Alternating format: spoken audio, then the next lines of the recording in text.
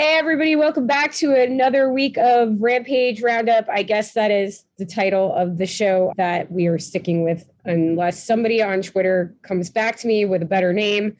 Once again, I am joined by Matt Tomasetti because nobody else wants to talk wrestling with me. That's not a shot at him. It's just, slim pickings. Not a lot of people who are insomniacs at 11 o'clock at night that want to actually roll on a podcast. Welcome, Matt. How are you? I got to say, Mare, no one's ever introduced me in any form of media with my name and then Slim Pickens immediately following. You're not Slim Pickens. It's just like I'm sorry. That didn't mean to come off as like a backwards or backhand. Oh God, here goes Mary. A backhanded comment, yes. Backhanded comment, backwards comment, backhanded comment. No, it's wonderful having you here because you have way more excitement about stuff than I do because I am in sleepy Mary mood and trying to be excited about wrestling, which I am. It was very, very good Rampage. It's not that I'm not. I'm just trying to get back into the chair after a week of nonsense life stuff. But anyway, I digress. The wonderful, great, amazing Matt Tomasetti joins me. Hey, wow. That was completely unwarranted, but absolutely warranted. Thank you. Thank you, Mayor. It's great to be back here on the third week of a wrestling podcast. So I guess that makes me a wrestling podcaster now. I should note once again to roll back the tape. For those of you who are tuning in to hear some expert talk from a wrestling master, you're not getting it from this guy. Mary is by far the knowledgeable one, and I'm the horse's patoot on this podcast.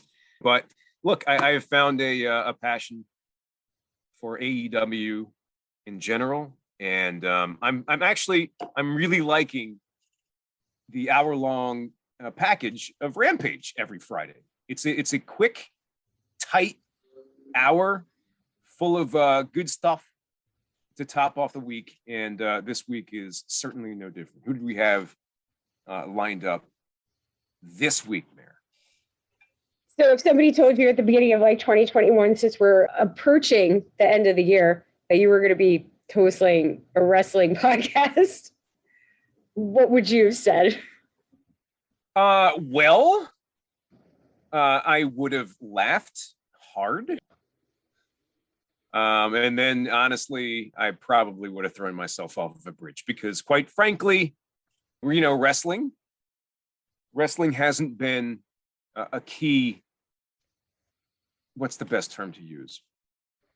It hasn't been some of my favorite form of media. Let's put it that way. It'd be nice and blanket statement about the entire professional wrestling field for quite some time. Again, curious about AEW, tuned in a couple of times in the past, but of course, nothing really drew my attention up until that pay-per-view that you and I sat down with. And I have been on board ever since.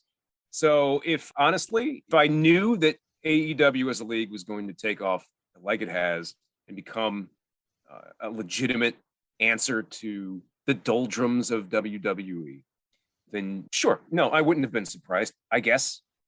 I'm thankful that I'm here and that you keep asking me back. I am genuinely enjoying this. And this week, again, for another week of Rampage, I thought another fantastic show, my opinion. Well, I mean, the short answer is that you were really watching wrestling at the beginning of 2021. So probably not. And on that note, since you mentioned my goal this week is to not mention WWE after many, many tangents of last week's episode, which I don't know if anybody listened to it, but it was a little long. Yeah, my goal this week is not to mention them at all, not to mention the show that was on prior. My only thing that I am going to mention about it is that Gargano and Riley are officially done. And I won't be surprised if they will be somewhere in AEW in the next 3 to 4 months or sooner. I don't know. Maybe. Is Gargano all elite? Makes you think. I think O'Reilly is definitely all elite, but I don't know about Gargano. Gargano is going to have a child soon. Maybe he's just taking a break.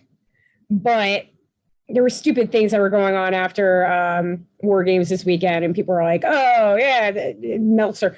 Oh, they didn't do that on purpose for Gargano to show up on AEW next week." And then the next day, he was like, "Oh yeah, no, his contract's done. He's done."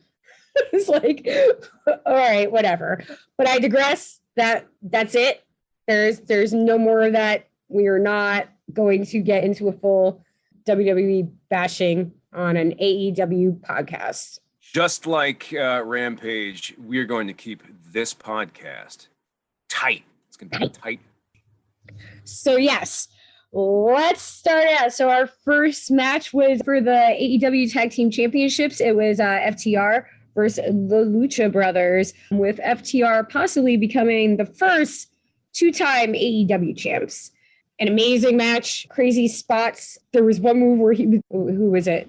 Which one? Penta was standing on his brother's shoulders and like did a drop. And I was like, what is this? I was like, this is nuts. But overall, good solid match. Always love when Luchas do a little Eddie thing in the middle as soon as the title got involved, because FTR tried to use it to their advantage in the match. They did the little Eddie shimmy, which I don't know if you know about that in the history of Eddie Guerrero taking title belts and faking hitting people, and then or acting he was like he got hit and not really getting hit. So fun match overall. Lucha retained. FTR did not get the titles back. They were still the other tag team champs. I think it was the AAA tag team champs. Please don't quote me on that.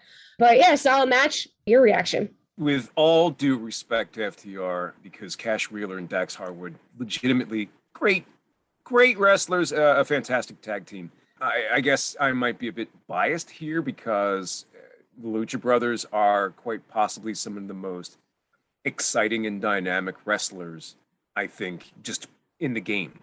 I absolutely love watching. I feel like when you're getting the Lucha Brothers in a tag team match on any given night, you're getting a pay-per-view great experience. They are, aside from, the high flying and, the theatrics and whatnot, these guys are, you never know what you're going to get. You never know what you're going to see. They keep things absolutely pinned to the red the entire time. Everything they sell is just top dollar. I don't have enough good things to say about the Lucha Brothers. They truly are fantastic. And I'm not surprised that the match ended the way it did. I was kind of blown away by a couple of moves that I was not expecting, including I can't remember which one, but the shimmy across the top rope. Yes, when he walked the tightrope. Yeah, I was going to mention that. I forgot to mention that as one of the spots that was insane. Like just that was completely ridiculous. Hey, it's for just a Friday night match. On Rampage, a fantastic experience. Hopefully I get to see them live someday. You're getting your money. I feel like you're getting your money's worth when you're treated to a Lucha Brothers match.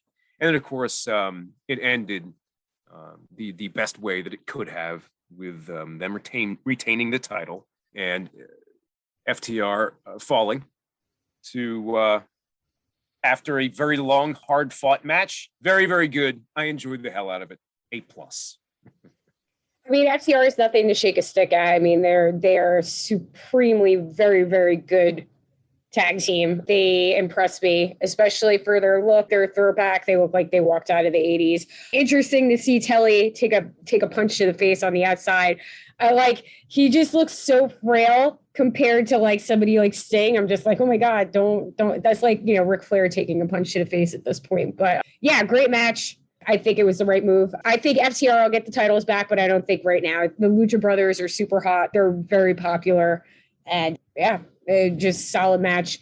We'll see where that goes moving forward. I don't think that rivalry is done, but they did do an interview with Sting and Darby backstage for hyping next week's Dynamite, because winter is coming They do like kind of pay-per-views on weekly TV or special editions of their weekly show. And it's a big deal because it's going to be the first time that Sting's been wrestling in North Carolina, in Greensboro. They were saying since 1998. It was where he had his first championship match. So there's a lot of history there. And then FTR and Tully attacked Sting and Darby backstage. So I don't know where they're going with this because I don't think that Tully could actually wrestle a match. But, you know, there's a thick history between him and Sting. So obviously that's the angle they're going at. But I don't know. I guess they were pissed off they lost the match and they attacked everybody backstage. Your thoughts about that? You know that I was never a big WCW guy, so I don't have the big background with Sting or Tully Blanchard. But that being said, Sting still in pretty damn good shape for his age. Look, if the two of them are gonna go at it, I gotta say it might be one of the more interesting matches to see. I don't know what to expect at the end of that one. Quite frankly. Sting can clearly still wrestle, right? I mean, he will probably never go solo again, but you know, especially smart move anyway.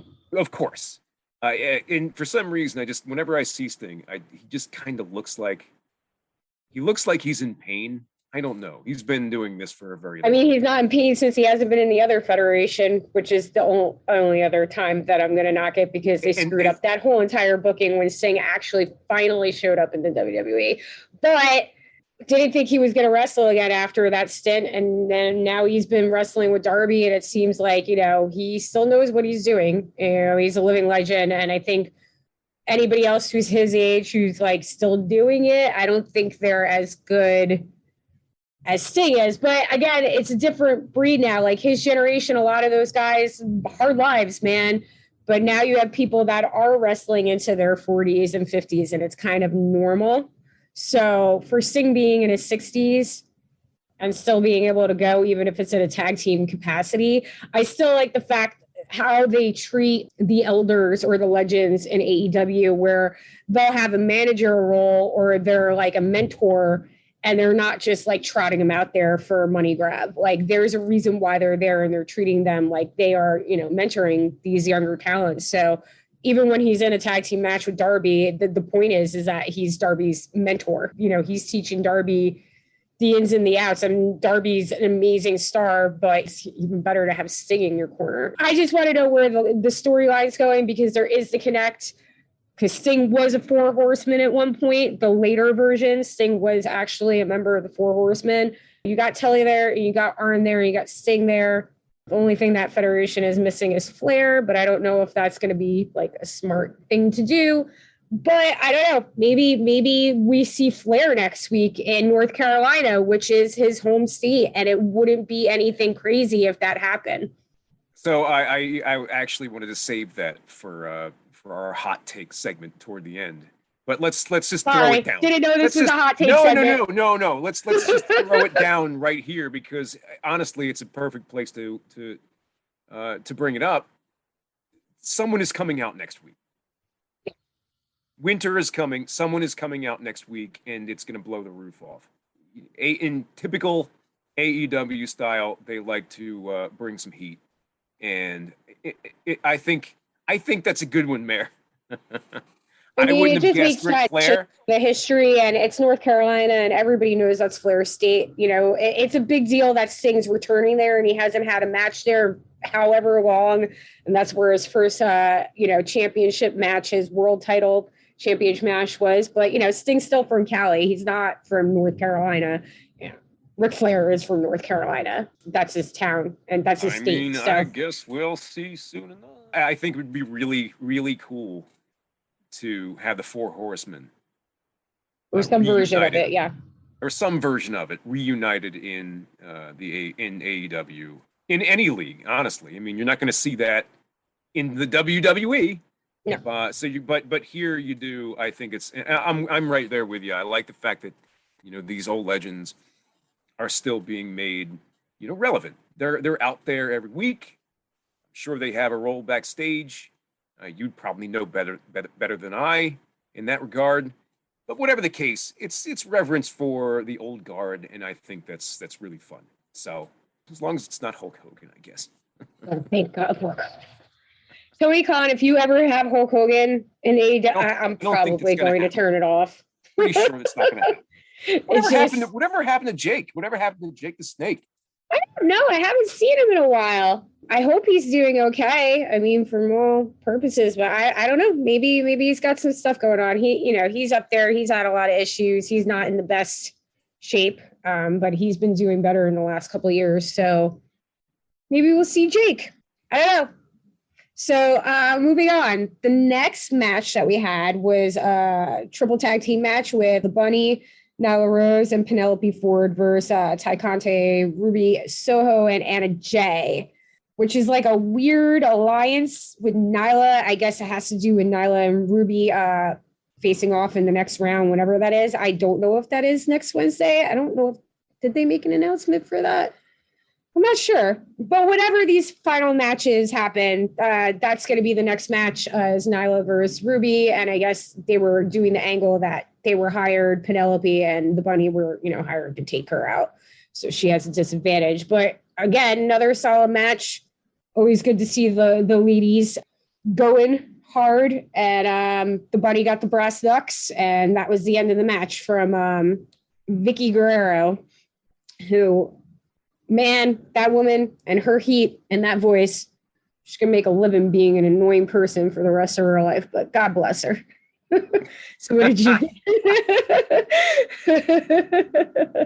I love Vicky Guerrero. She seems like a genuinely great person, but man, I've never, ever, I think that's the whole point of her character, though. I've never seen a woman get more heat than that woman when she opens her mouth, but I digress. What did you think of the match? I liked it. I guess I've seen. I feel like we've seen some better matches performed by the ladies in AEW, but I mean, look, you have Nylarose, who and forgive me for saying so, but I'm sitting there and I'm looking, and I was like, is she related to The Rock somehow? There is no relation to The Rock. Okay, because You're confusing her with Nia Jax. Nia Jax. Wait, no, Nylarose is not related to The Rock. Did I get her name wrong? Who? Nylarose, right? No, it's Nylarose. Yeah, you're right. But look, I kind of like Penelope Ford. She's a Philly girl, and I like the Bunny as well. The Bunny was taking the bumps in the beginning of that match. She got her block rocked, to say the least. She's a good seller. Every time she takes it, she always got like this bewildered look on her face. She absolutely has a bewildered look in her face, and when she gets jacked up in the head, she does. She looks like Glass Joe after an uppercut. Good reference. Very good. Good. But yeah, I like her as a wrestler. Penelope Ford, I don't know much about. I like her gimmick. She's got those cool sunglasses that I always talk about that she hasn't worn in a while, which I'm kind of upset about. I'm a girl. I'm still going to look at outfits. Her outfit tonight was very much Bam Bam Bigelow. I don't know if that was a reference to him, but getting Bam Bam Bigelow vibes off of Penelope Ford this week. But I don't really have a lot to say in that. She's a triple tag team match, They're moving the storyline forward with Nyla and I guess Ruby in that way, since they haven't had that much interaction since Ruby has showed up in AEW. And that's where that's headed for them. I mean, there's an alliance between Tyconte and Anna Jay. They're best friends. And Anna Jay's a stellar wrestler. And the more I see of her, the more I get to know. And Tyconte is just a machine. So yeah, solid match, good entertaining. The bad guys won. The Bunny, Nyla, and Penelope won because the brass knuckles got involved, like I said, and it's just, a good match. Weird how the ref never sees the brass knucks. Never once. Never. Weird. It's weird. Keeps working. If the gimmick keeps working, keep doing it. So anyway, any other thoughts about it? No, pretty cut and dry. I'm excited to see the continuation of the tournament and course, the inevitable conclusion when my queen, those of you who are not currently in the Zoom with Mary and I, would be just missed Mary's universal sign for fellatio, I believe. Maybe not. I'm not saying that. We're trying to be a PG show right now.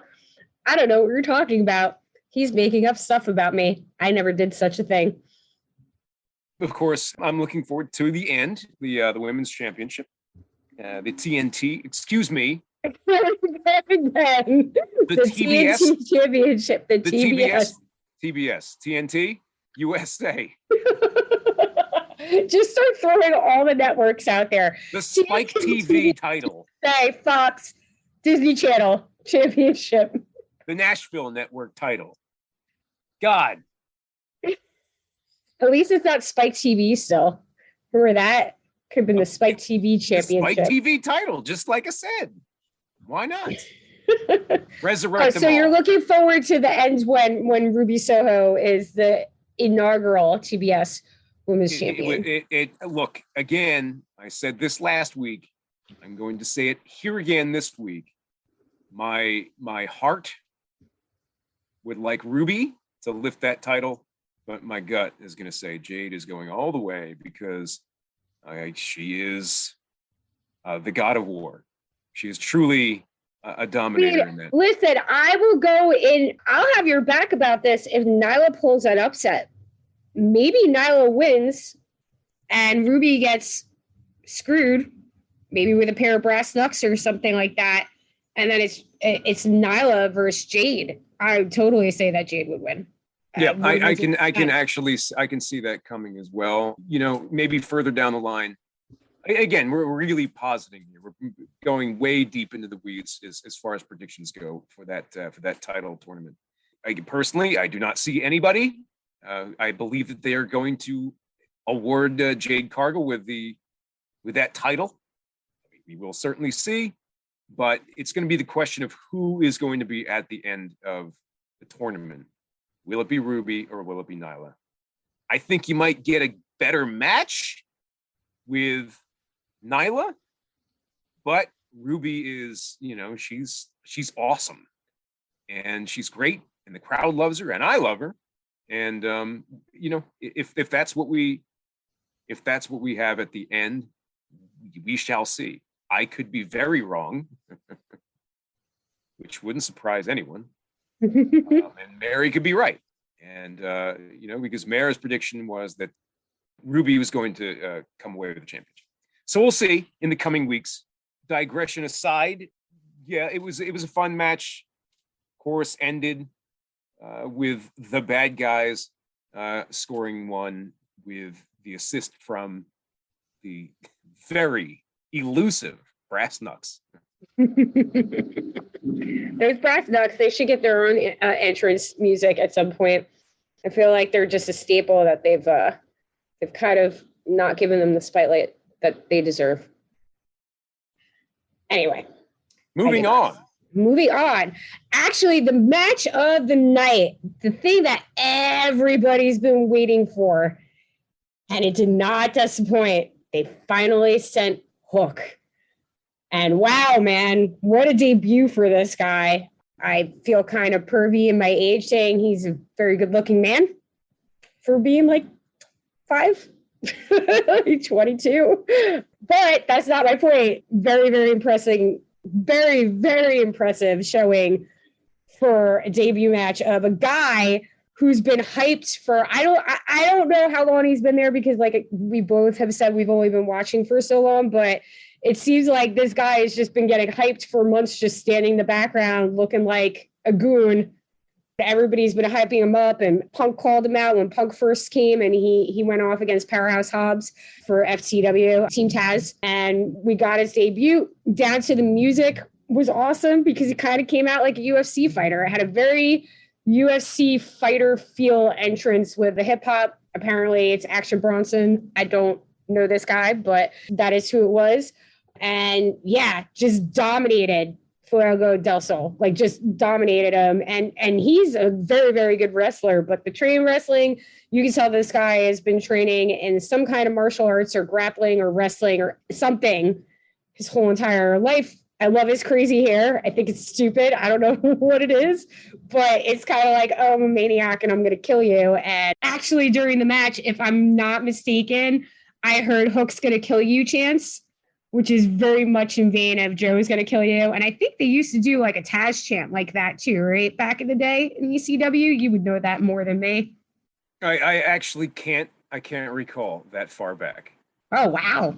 I was going. I know, and Taz. My brother is the Taz specialist, so I know nothing about Taz. So, the human suplex machine. I mean, I know that, and I know his stint in WWE, but I'm saying like ECW base. My brother was the biggest Taz fan, so it was just going back to the chant. It was pretty cool. He got a like crazy ovation. Everybody was waiting. He lived up to the hype, and he finished with the Taz mission, which was just like cool as hell. Even though Taz didn't call it the Taz mission, he called it whatever the technical name was. And I'm looking at him like, that's Taz mission though. That's totally the Taz mission. So I think it's really cool. Kid's got a bright future, and I think he's going to start murdering people his size in that company going forward. He was awesome. What do you think? What was your takeaway from it? I think it's inevitable that eventually you're going to see Hook throw down with Darby Allin. I think there's some similar style there. They're both very wiry and quick. Yeah, impressive as hell. Okay, so just to clarify, because I completely forgot about this. Hook used to come out with Powerhouse Hobbs. Am I wrong about that? Is that right? Well, I mean, he's part of Team Taz. Right. So he's part of Team Punk Taz. Came out, when Punk wrestled Powerhouse Hobbs, Hook was there, and then Punk was making fun of him and all that. And it said Hook. Yes. Okay. And then Ricky Starks, who's the FCW champ, and Taz. That's your team. So that's who he's been coming out with. Yeah. I kind of feel the same way about Lio Rush. When Lio Rush finally debuted, was that his debut? Or that was his debut match. I mean, it wasn't his debut. He is a WWE guy. He was on WWE for a while. So I already knew what he was capable of, but they didn't have him wrestle a lot in WWE. So, I kind of felt the same way about Hook in the same way that I did about Lio Rush. Didn't really know what to expect. Really dig the vibe. The dude gave off a menacing vibe for real. Surprisingly so. And of course, and if you're going to throw someone in a debut match with someone who's going to be able to sell or put over some new talent, throw him in there with a talented lucha wrestler, because Fuego clearly also very good and sure as hell sold that match. Hook was dominant. Clearly a fantastic athlete, and I am very curious to see where he goes in this league further down the road. It's going to be exciting to see, for sure. Yeah, I mean, just for like when he got in the ring and he had his back to the guy and he was just chewing his gum, and he was just like, I don't care. Like, let's go. And it was just very confident, awesome, menacing character, like you said, and very, very impressed by his debut match, and he just murdered him, and he lived up to the hype. Everybody has been waiting for Taz to send Hook, and he finally did. So I guess they're going to be sending Hook a whole bunch more. I mean, and Twitter was just going absolutely nuts. I was just checking something before we started rolling for trending, and he had like 42 million tweets about him, and Brock Lesnar had like 4,000 tonight, and Brock had a significant showing on WWE tonight, and he was great. But that just says enough for how much hype has been behind this guy to get in the ring, and he delivered. Impressive, truly, yes. And moving on to our final match of the night, it was the ongoing feud between the Elite, or the Super Elite, Adam Cole with the Young Bucks and Bobby Fish in the back, against Best Friends and Wheeler Yuta, with a returning Trent, who came back on Wednesday, who has been out, and the Best Friends are now, I guess, a whole unit again. And a fun match. But Adam Cole completely and utterly was just dominating Yuta. Yuta's a really good wrestler, but the steam that Adam Cole has behind him right now, I don't think that they're going to slow down on that anytime soon. As I said last week, I think he is the most over wrestler right now in general. Like I'd any federation. I'd actually agree with that. I'm actually, I'm sitting here racking my brain as you're saying that, and I'm thinking CM Punk. No. A little bit, but no. Bryan Danielson? No. Even Hangman, for that matter, I think is approaching that level, but I honestly don't feel like anybody has the heat that Adam Cole does in this league. It is amazing. It's amazing to watch. He deserves it. He's a fantastic wrestler. And that was a really good match. And yeah, it was completely dominant. Wheeler knows how to sell it, and he threw on some heat. There were a couple of times where he was really impressive, but clearly a package designed to highlight Adam Cole's. They are working on the rivalry between Orange Cassidy and Adam Cole at this point. Clearly, that's going to be coming to a head. The best friends in the Super Elite are at each other's necks. Of course, well, I shouldn't say who the other guy, the new guy. Trent Beretta? I don't know the other guy's name. I need to know the other guy's name. Say it again. Trent Beretta? Clint Beretta? Trent. Like Trent Reznor. Like our God and Dark Savior and Lord. Trent Reznor. Trent Beretta. Thank you. You think Trent and then Beretta.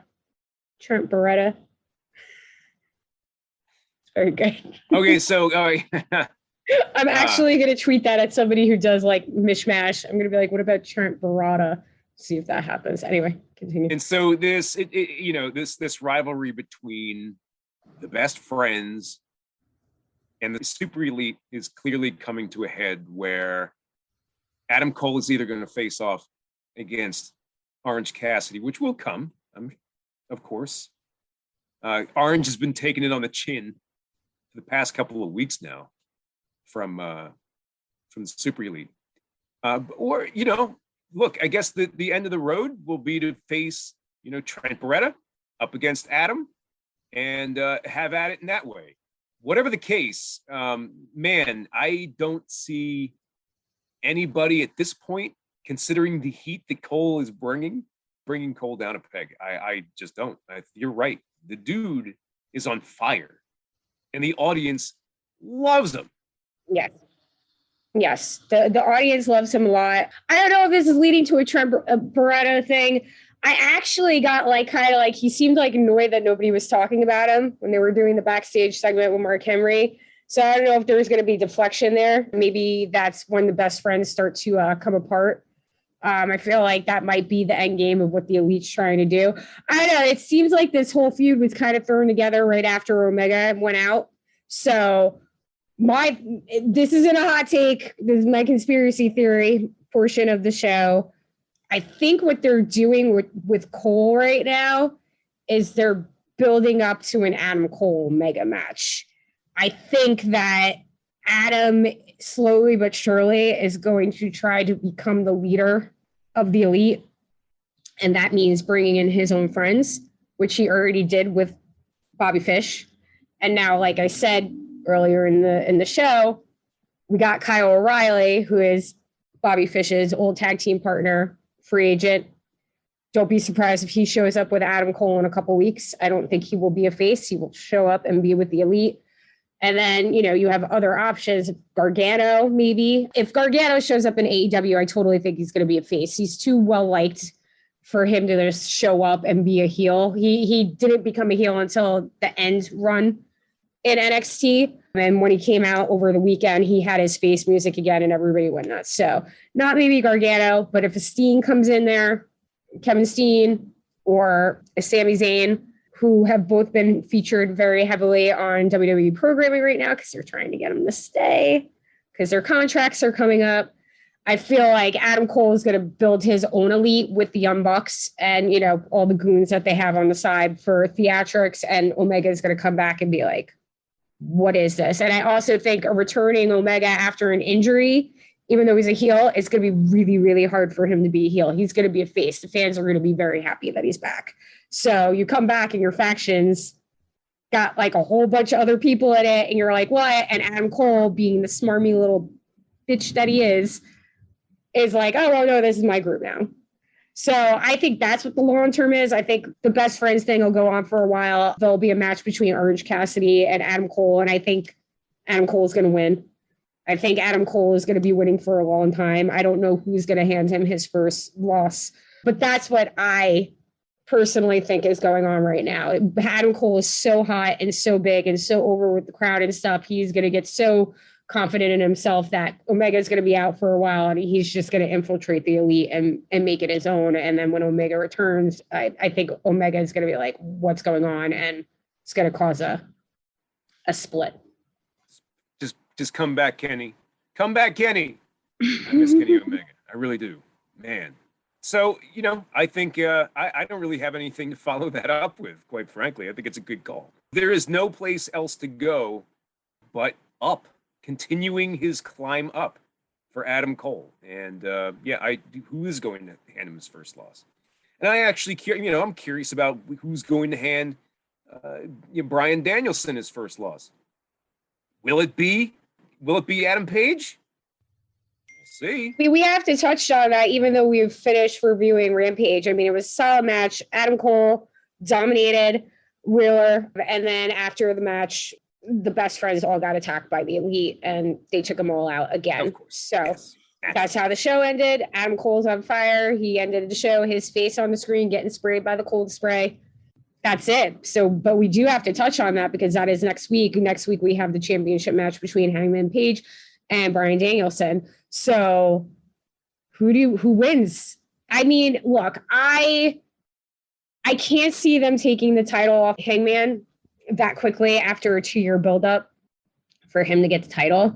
But that being Bryan Danielson's first loss, I don't know if that's it. And I mean, if anything, I think it's going to end in a no DQ. And I don't think Bryan's actually going to lose. I don't think he's going to get pinned or he's going to submit. I think he's going to lose or no disqualification, wins, and the title doesn't exchange hands. But I don't think that Hangman Page is the guy to give Bryan heel Daniel Bryan, who's just motoring through people and kicking their heads into pieces. I don't think that's the guy who's going to take him down. I really don't. What do you think? I just wanted to give credit to John Silver, Johnny Hungy. John Silver was great on Wednesday. That was actually a very, very good match on Wednesday. So very good match. We're talking Rampage here. I get it, folks. But you know what? They're the same thing. It's the same show. It's all right. We have to touch on it. I mean, we only got 4 things. This is a good way to wrap it up. I mean, I'm not going to do it. I was literally about to say that match is probably going to end in shenanigans, and Adam Page is going to retain the title, although he is going to take a severe beating. But we'll see. You're right. It's right around the corner. I'm excited for next Wednesday. It's going to be a great. Showing, and tonight was a great setup for next week, as always. Really dig this week's Rampage, and that's all I got to say about that. Wouldn't it be like really crazy if Daniel Bryan won the title that quick? Whew.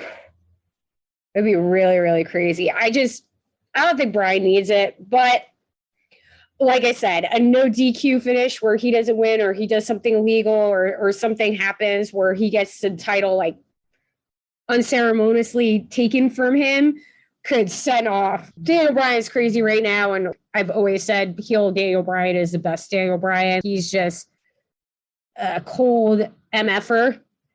If this happens, this could like send him into super crazy mode, and he might just get more and more vicious as the American Dragon. And this is a version of Bryan Danielson that people haven't seen in a long, long time. So it'd be really crazy if Hangman lost, but I don't see it in the cards. That's my take. If he loses, it's going to be like no DQ or disqualification or something like that. I can't predict it. I can't because I have, number one, I have no idea what I'm talking about. But I'll tell you what, I'm going to take the opposite tack from you, Mayor. I am actually going to predict Daniel Bryan Daniel Bryanson. Bryan Danielson. Bryan Danielson. Daniel Bryanson. Daniel Bryanson. It's so hard for me Bryan though too, because Danielson. I used to call him D-Bry. I didn't call him Daniel Bryan. I would just call him D-Bry. And now I can't call him D-Bry because he's Bryan Danielson. So he's Bryan Danielson. My God. I'm leaving that in the edit of this podcast because I deserve it's okay. I don't think anybody's the fire that I'm going to get for that. I'm going to take the opposite from you. I'm going to say, Bryan Danielson comes away with the title, shockingly. So I think it's going to be a fresh, clean win. He's coming away with that title, and Adam Page is going to drop it. What does that mean? Who knows? I think it would be an exciting angle to put that title on Danielson. I mean, if they want to keep the if they want to keep the streak going, which I'm sure they do, Bryan's undefeated right now. It would. I feel like it would be a very interesting angle to take. We'll see. But, like I said, I just trying to figure out who's going to give Bryan Danielson his first loss. If it wasn't Omega, I don't think Hangman Page is the guy, but if he does, then you have an undefeated Bryan Danielson who's got a title, and then who takes the title off of him? I mean, it's got to be somebody who beats him. It's got to be somebody who is as ruthless in the ring as him. And I don't know, Kevin Owens showing up. I could see Brock Lesnar's taking the title. Yeah, jeez. Brock is very happy being a lumberjack in WWE right now, so I'm sure he's getting paid $2 million to show up in overalls and a flannel. So I don't know. I don't think he's coming to AEW. No, not a good prediction. Not a good prediction from of all the people. Nope. I don't think that's gonna happen. But to sum it up, that is our show for this week.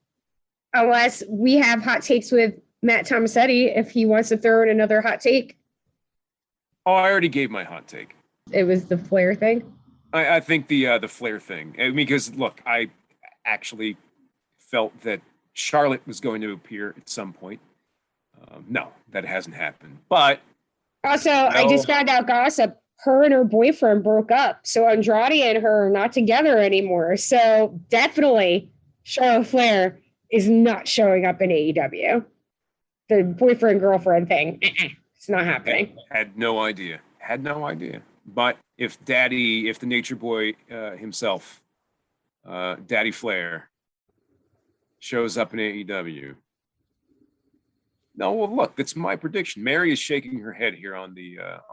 I mean, that's your hot take. It's just she's been trying to distance herself from him lately, so I don't see that hapappening. And okay, here's the thing about hot takes. On her. Here's the thing about hot takes. Hot takes are almost universally bad. I own that. I own it. It's fine. So be it. So that's this week's show. Mayor, another great one. Thank you once again for inviting me onto Rampage Roundup. Rampage Wrestling Roundup? Wasn't that week one? I think we're sticking to. Put your Twitter handle out there for the people to follow and contribute to the show. Mayor, where can they find you? You guys can find me at Mayor_BARE on Twitter, and you can tweet at me for give me a theme song, give me a name title. Go after my hot takes. Go after this one's hot takes. I mean, he's got some crazy things going on in his head. He's at Matt of Myth on Twitter. You can follow the wrestling podcast, WWE Podcast Unofficial at wrestling_audio. And on that page, you will find all the other hosts that we have on this lovely platform, from Mimi to Ashley to Anthony to everybody who gets their hands into this on a weekly basis for the love of pro wrestling.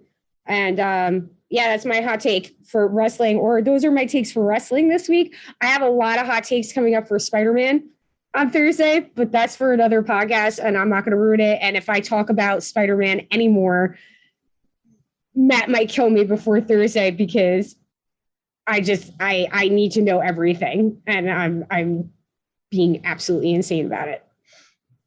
Right? Yeah, I have a strict Spider-Man blackout at this point. I don't want to see I've done it anything too. more until I see the film. I did too. I haven't watched anything in a couple days. I already know everything that's going on though. That is the show, ladies and gentlemen. This is your host right there, Mary Grater, aka Mare, AKA the Mur. The Mur, at Mare_Bear on Twitter. Give her a follow, and thank you for tuning in. Thank you for listening in this week. All right, everybody, have a good week. We will talk to you next time on the Rampage Roundup. Lates.